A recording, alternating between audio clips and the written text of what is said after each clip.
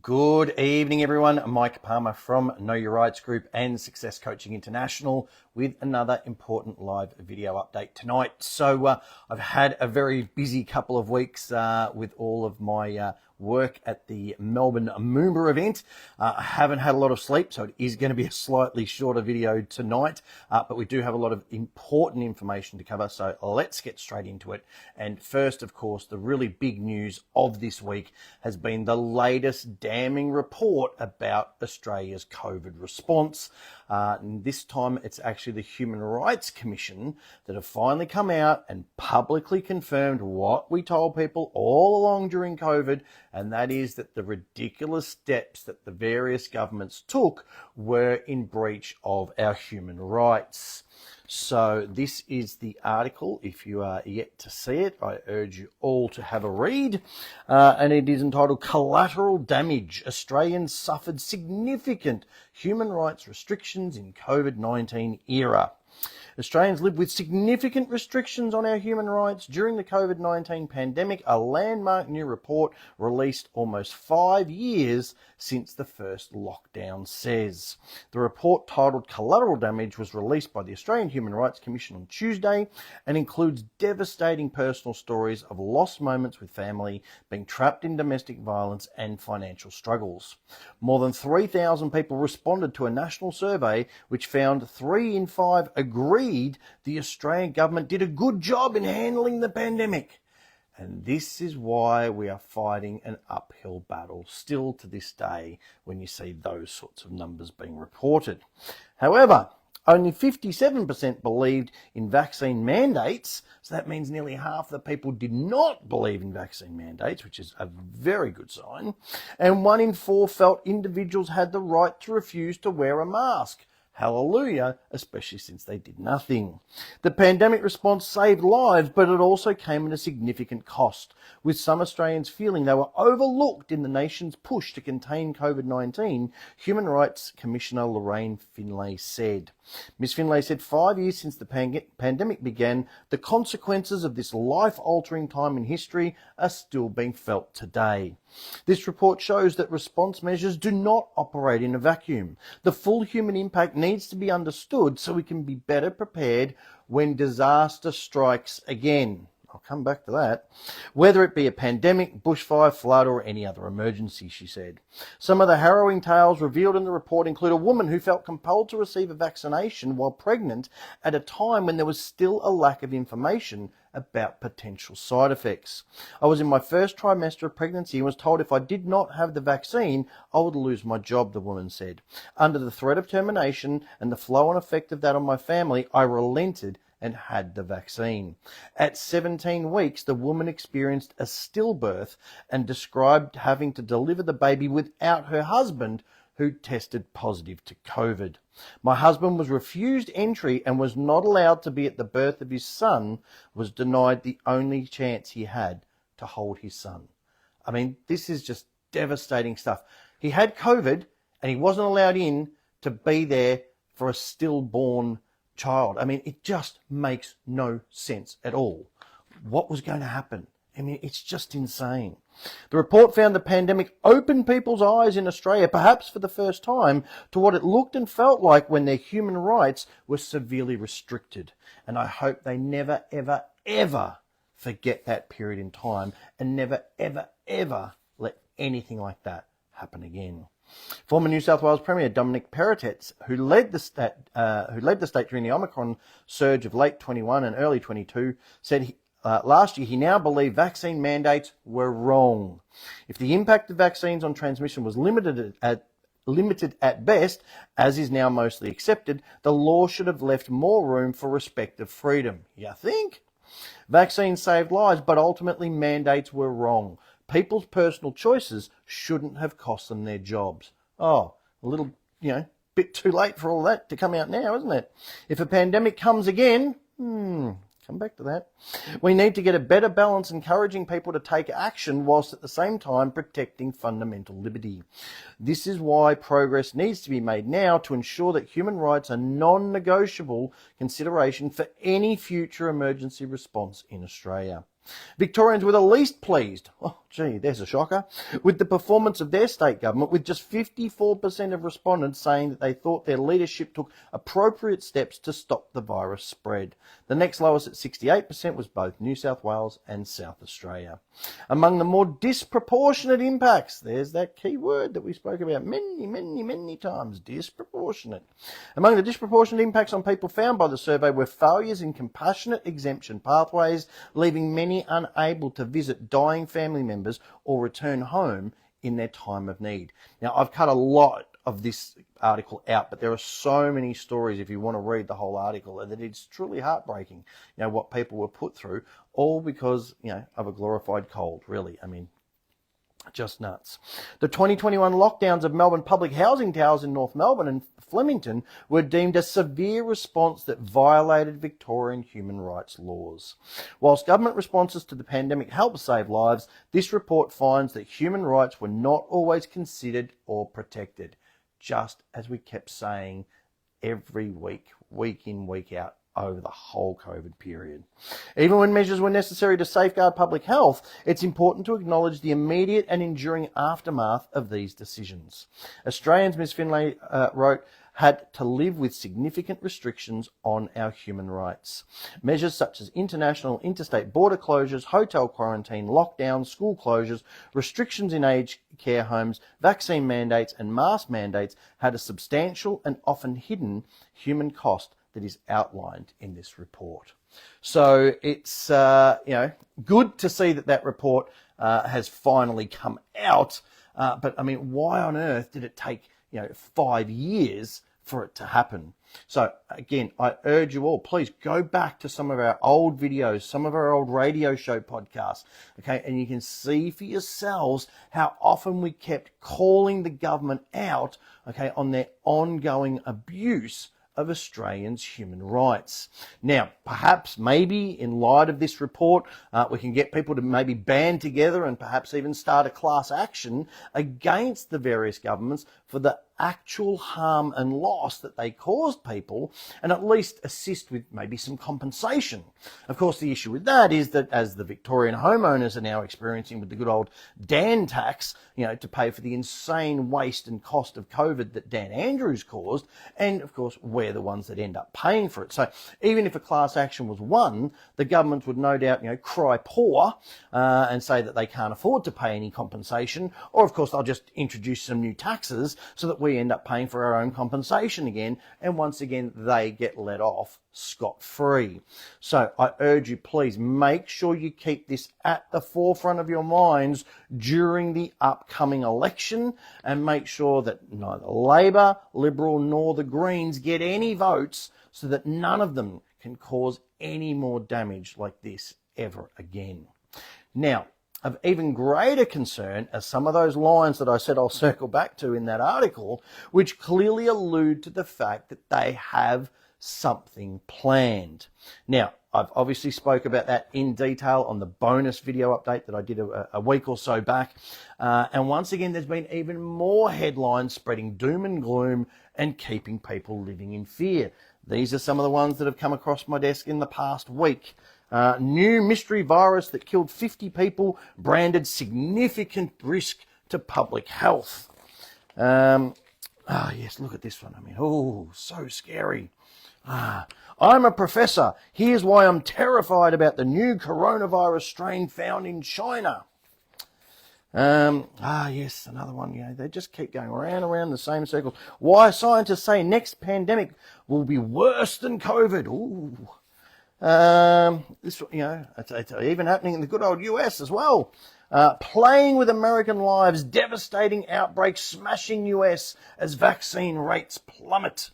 Okay, all this doom and gloom, and you've got to keep your vaccines up to date. Very, very important. It's the only thing that's going to save you. I mean, not getting out in the fresh air and being healthy and building your immune system. I mean, let's not talk about sensible things like that. Let's just talk about the jabs, because that's what's going to keep everybody safe. So The key point to keep in mind, as I mentioned on that bonus video, okay, is that Moderna invested over $1 billion to build their brand new mRNA vaccine factory.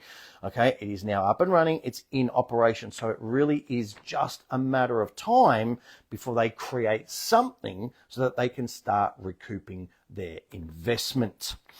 Now, speaking of investments and money, I've spoken a number of times, both this year and, of course, towards the end of last year, about all the new and creative ways of fining people that the government keeps coming up with. And someone actually sent me a story from Queensland where the government was threatening $16,000 fines to basically help keep stupid people safe.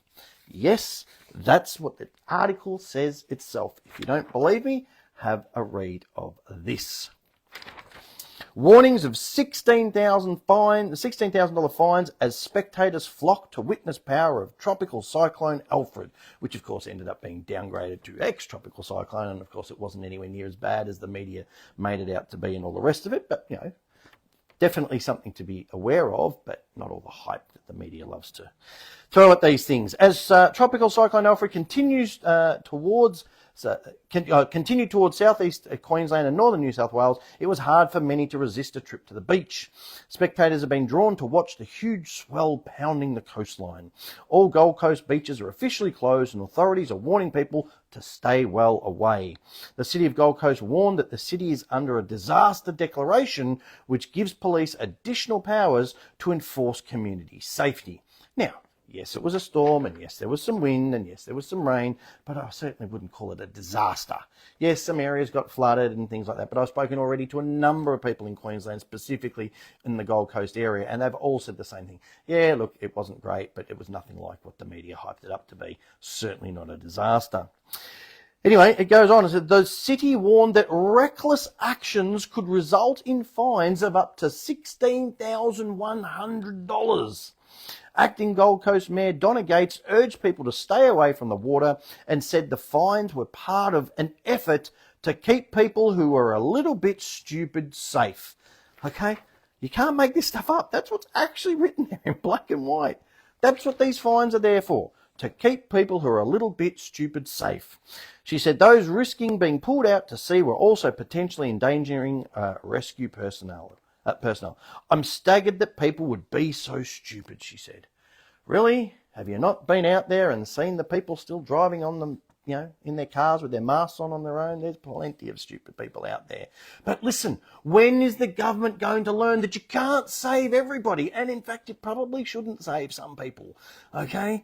You know, Darwin's theory exists for a reason, okay? So stop trying to. And least of all with fines, I mean, again, logic dictates that if people are stupid enough to endanger their lives, the last thing that they're worried about is getting a fine. I mean, come on.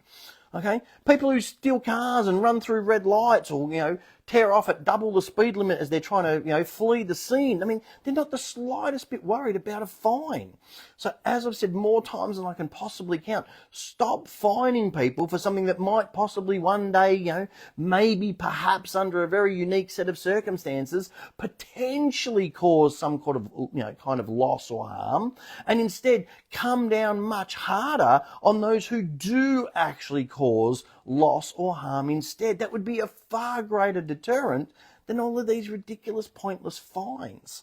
Now, speaking of which, it seems like people power has once again reigned supreme here in Victoria, with the Premier, Jacinta Allen, being pressured into making changes to the bail laws.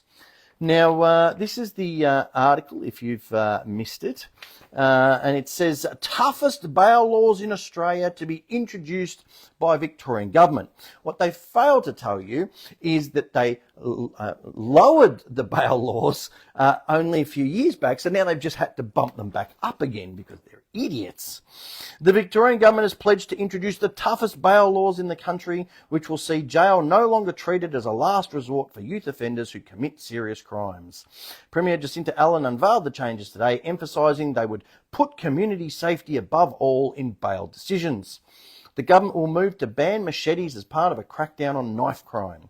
Allen said the changes would restore respect for bail with consequences for breaking the rules. Maybe it's just me, but haven't there always been consequences for breaking the rules all along? So why is this even needed? Once again, things don't quite add up. It is absolutely clear to me and to the Victorian community that the current laws are just not meeting community expectations. They are not dealing with this repeat pattern of offending we are seeing across our community, she said. More needed to be done to toughen our bail laws to meet those community expectations and to get these repeat offenders off our streets, which is why today we're bringing forward these tough new bail laws that are making sweeping changes to our bail system that will put the focus on reducing the risk of people offending and re-offending on bail, reducing that risk across our system. Machetes will become prohibited weapons. Again, why weren't they always? Who needs a machete in this day and age? I mean, honestly, unless you're up there cutting sugar cane or something, no one needs a machete for crying out loud. With exemptions available for legitimate use, the changes will also see the first tough bail bill introduced, which will create a new test to target repeat offenders. What new test? You're on bail, you commit an offence, you go to jail. End of story. It's really not hard. There will be tougher bail laws for serious and high-risk crime, including serious gun and arson offences and other knife and weapon offences like machete violence. Well, again, there shouldn't be any machete violence if they were just illegal in the first place. Again, none of this is rocket science, people. Non-aggravated home invasion and carjacking offences will also face a tougher test for bail under the new changes. Bail will be harder to obtain, with the new laws ensuring that someone accused of committing a serious offence while already on bail for a similar offence cannot be granted bail unless there is a high degree of probability they'll not reoffend. Well, I hate to break it to you, if they've just committed an offence while they're out on bail, then there's no way they can establish that there's a high probability that they won't reoffend again. Otherwise, they wouldn't have done it the second time. I mean, these are the people that are leading our state. I mean, this is just unbelievable. Offenders who commit an indictable offence while on bail would be subject to a second strike rule, meaning they will face a difficult challenge in proving compelling reasons to be granted bail. No, you shouldn't be granted bail in the first place if you commit a serious offence. But if you are granted bail and you do it again whilst on bail, it's end of story. This is just nuts that they're even considering any of this. Okay? Now, here's the thing. I don't usually listen, to the mainstream radio, things like that. But given I was driving back and forth, to the city every day for my work at Moomba, I did have the radio on in the mornings and listen to the Fifi, Fev, Nick something show.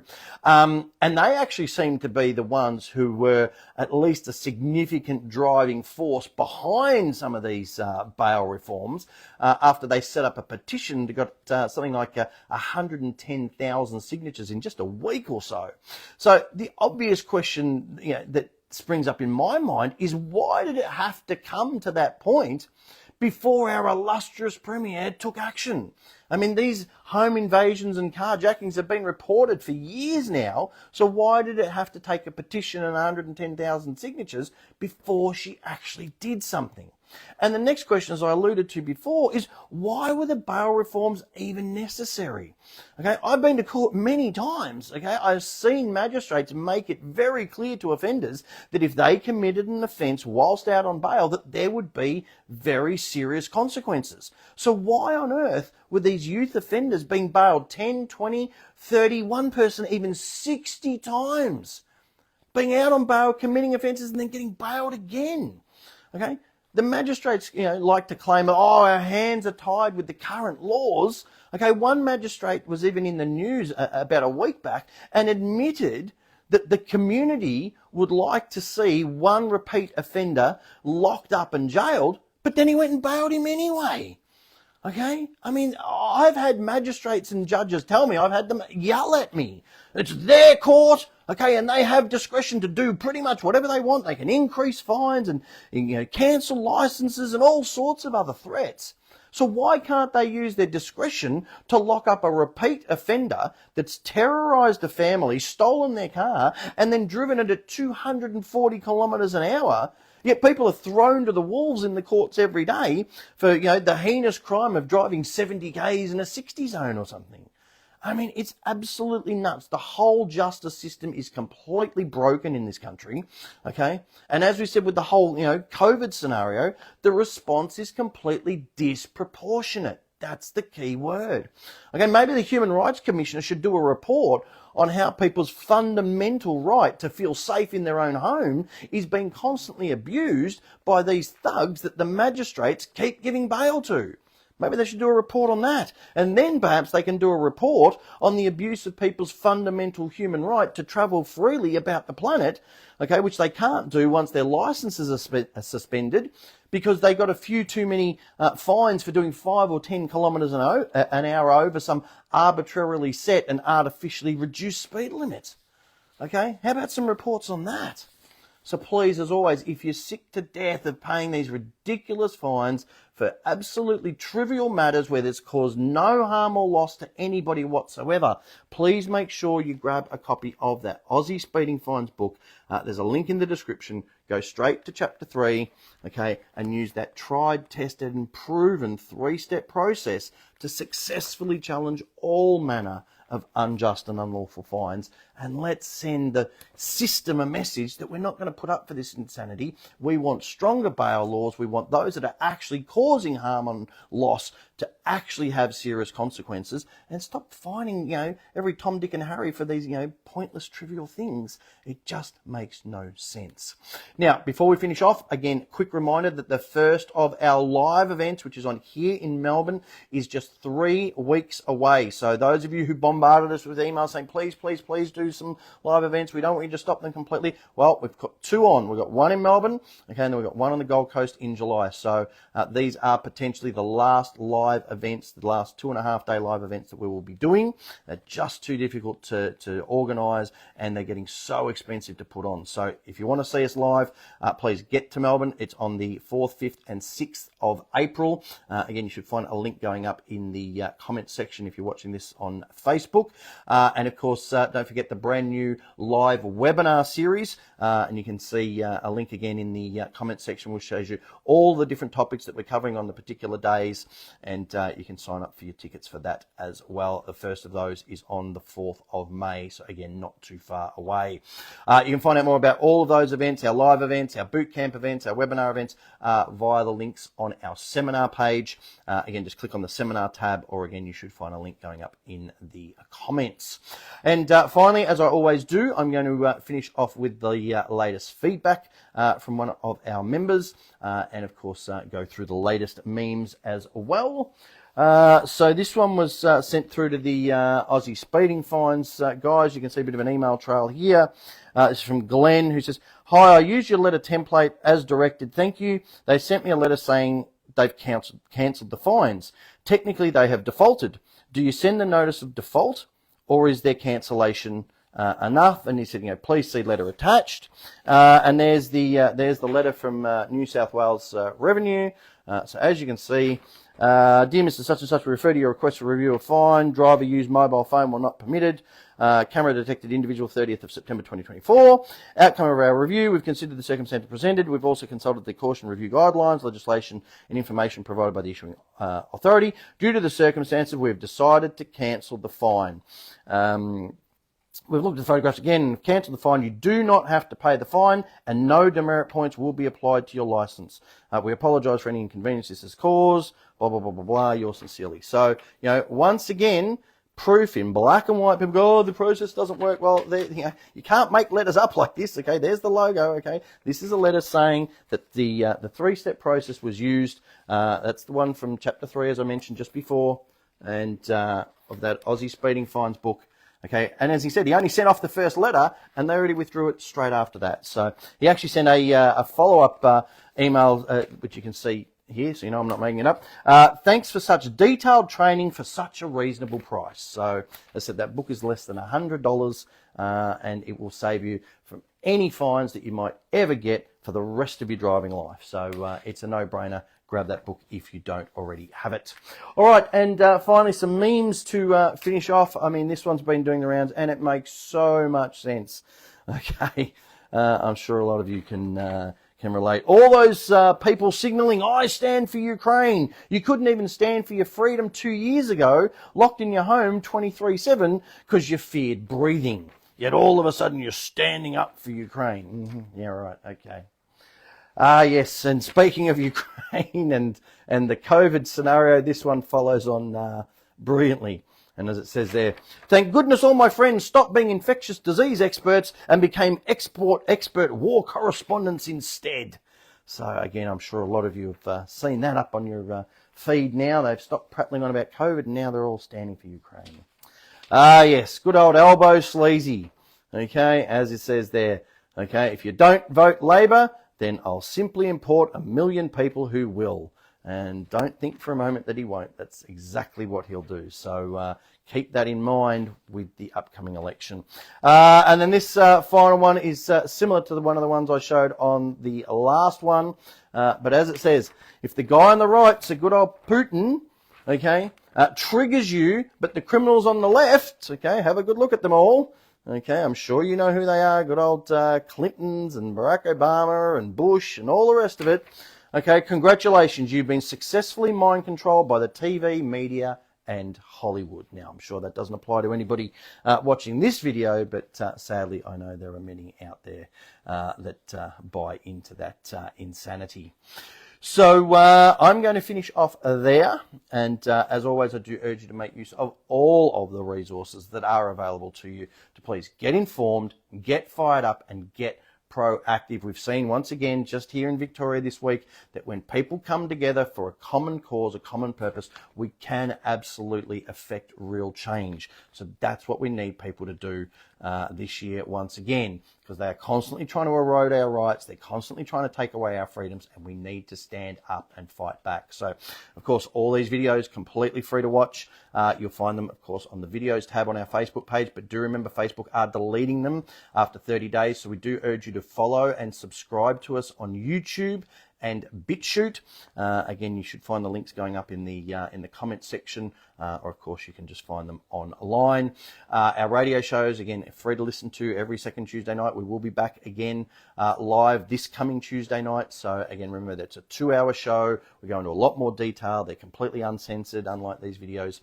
So again, just there should be a link going up in the comments section to the radio show page. Just click on the tab, click on the big black listen live button between 8 and 10 p.m. And you can listen to that from wherever you are around the country, or indeed anywhere around the world.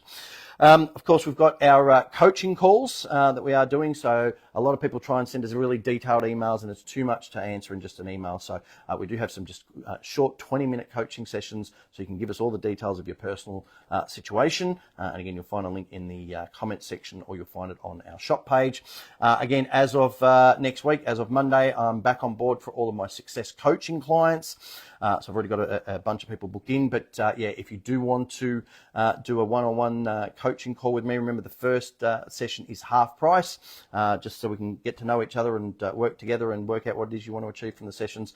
Again, you'll find a link going up in the comments, or just shoot me an email, mike@successcoaching.net.au.